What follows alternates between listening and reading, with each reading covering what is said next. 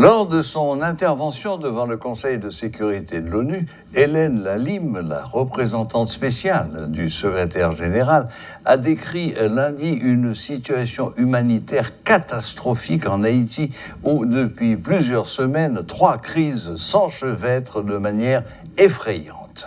La crise due essentiellement aux gangs haïtiens a provoqué la fuite de 20 000 personnes, selon Madame Lalim.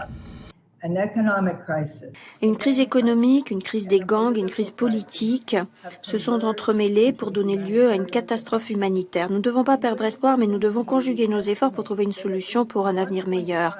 Le système des Nations Unies à Haïti estime qu'au moins 1,5 million de personnes ont été directement touchées par la violence de ces gangs criminels.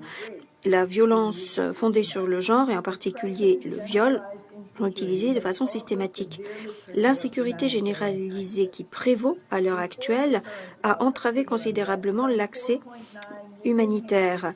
Avant les troubles civils actuels, quelques 4,9 millions d'Haïtiens avaient besoin d'une aide humanitaire. Ces 2 dernières semaines, des attaques contre le PAM ont entraîné la perte de quelques 2000 tonnes de denrées alimentaires, d'aide alimentaire évaluée à près de 5 millions de dollars, ce qui aurait permis d'aider jusqu'à 200 000 Haïtiens parmi les plus vulnérables le mois prochain.